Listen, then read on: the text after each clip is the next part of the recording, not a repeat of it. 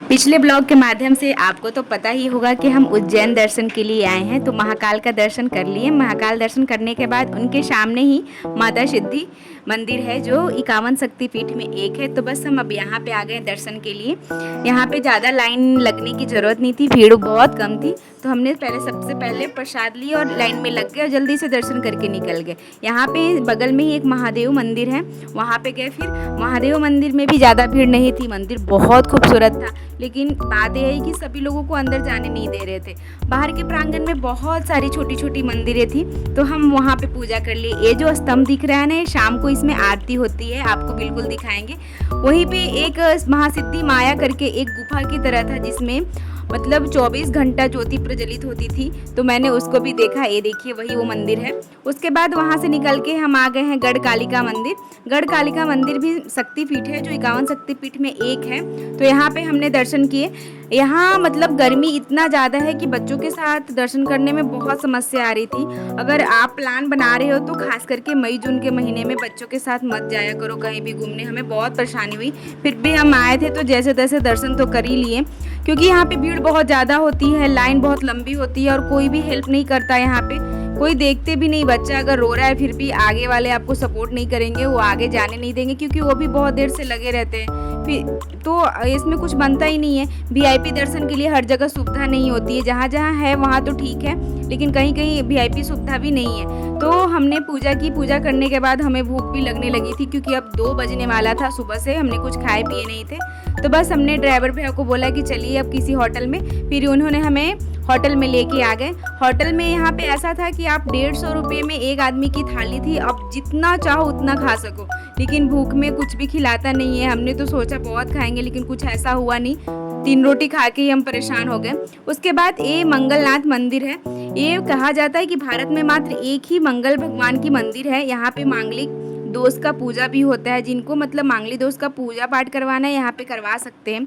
यहाँ पे नीचे पूजा पाठ हो रही थी। ऊपर आने पे कुछ ज़्यादा भीड़ नहीं था, तो हमने पूजा की। पूजा करने के बाद थोड़ी देर बैठा।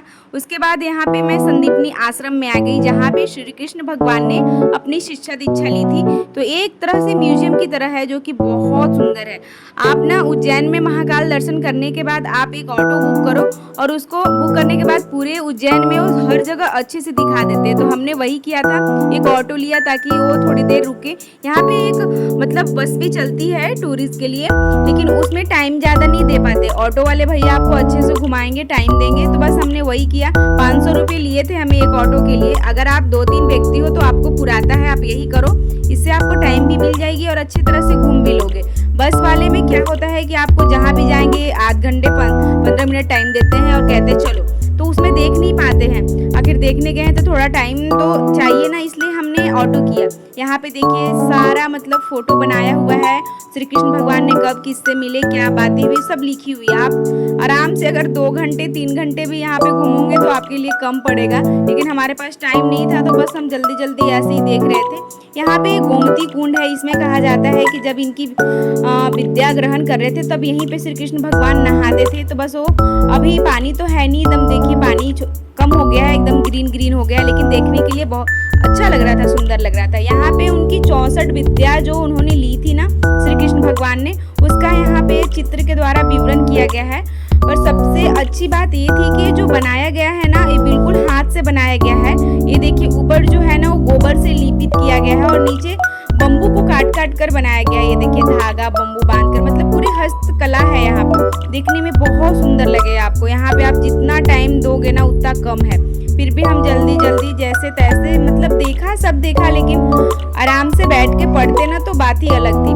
वहाँ पे देखिए सब कुछ लगाया हुआ है और उनका विवरण दिया हुआ, आप आराम से पढ़ सकते हैं। बच्चा परेशान हो रहा था तो हम यहाँ से निकल गए, और निकल के भैया को बोले कि चलिए अब हमें रामघाट पहुँचा दीजिए, क्योंकि हम शाम की थोड़ा सा आरती देखना चाहते थे। रामघाट पे पहुँचते ही 6 बजे की आरती थी, तो हमने थोड़ा आरती वहाँ पे देखी। बहुत सुंदर दिख रहा था, एकदम भक्ति में सब डूबे हुए थे। देखिए ये सिद्धि माता मंदिर। फिर हम आ गए शाम को, थोड़ा यहाँ भी देख लिया हमने आरती। अंदर तो नहीं जा पाई, लेकिन बाहर से हमने देखा। यहाँ पे एक पंडित जी थे जो बाहर आरती कर रहे थे, तो हम लोग बाहर खड़े होके देख लिए। उसके बाद हमारी ट्रेन थी, तो हम उज्जैन स्टेशन पे आ गए। वहाँ से ट्रेन पकड़ के, ये देखिए देवास स्टेशन है, यहाँ से हमारी डायरेक्ट ट्रेन नागपुर की थी। पर यहाँ पे क्या था कि लाइट ही नहीं थी। बहुत सारी ट्रेन आ रही थी, बिना लाइट के रुक रही थी और लोग जा रहे थे। फिर हमारी ट्रेन आई, हमारी ट्रेन